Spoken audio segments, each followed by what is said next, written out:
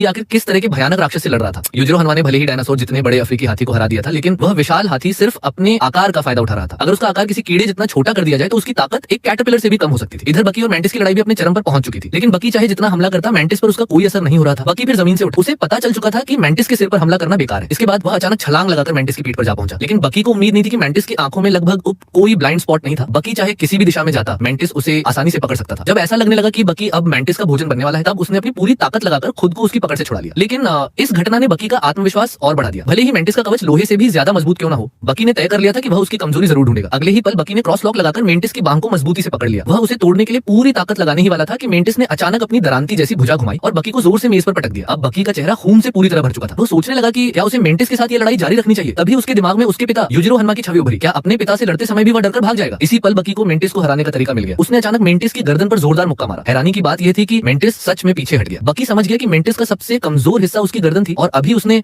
जिस तकनीक का इस्तेमाल किया था वह थी मैंटिस क्वान, यानी मैंटिस की लड़ने की शैली। बकी हल्का सा मुस्कुराया, फिर उसने बिल्कुल मैंटिस जैसी लड़ने की मुद्रा अपना ली। अब जब मैंटिस ने दोबारा हमला किया तो बकी ने उसी की लड़ने की शैली का इस्तेमाल करते हुए बेहद तेजी से पलटवार करना शुरू कर दिया। इसके बाद बकी ने मैंटिस की गर्दन पर एक और जोरदार किक मारी। मैंटिस की लड़ने की कला का रहस्य समझते ही बकी की ताकत कई गुना बढ़ गई। सिर्फ 2 राउंड में उसने मैंटिस को लगातार पीछे धकेलना शुरू कर दिया। बकी धीरे धीरे मैंटिस की ओर बढ़ा। मैंटिस ने फिर अपनी दरांती जैसी भुजा उठाकर हमला किया, लेकिन इस बार बकी ने उसे आसानी से चकमा दे दिया। अब पूरी स्थिति बदल चुकी थी। मैंटिस चाहे जितने भी हमले कर रहा था वह बकी को छू तक नहीं पा रहा था। वहीं बकी लगातार हमले करते हुए इस लड़ाई के साथ पूरी तरह तालमेल बैठा चुका था। अब उसका शरीर बिना दिमाग के आदेश का इंतजार किए खुद ही प्रतिक्रिया देने लगा था। ये अब सिर्फ एक इंसान और मैंटिस के बीच की लड़ाई नहीं रह गई थी। अविश्वसनीय रूप से इस भयंकर लड़ाई के दौरान बकी ने एक नई लड़ने की तकनीक को भी समझ लिया। अपने प्राकृतिक दुश्मन के सामने आखिरकार इतना खतरनाक मैंटिस भी बकी के सामने हार मानने को मजबूर हो गया। अगले ही पल मैंटिस फिर अपने असली छोटे आकार में लौट आया और इसमें कोई शक नहीं था, उस मुकाबले का विजेता आखिरकार बकी ही था।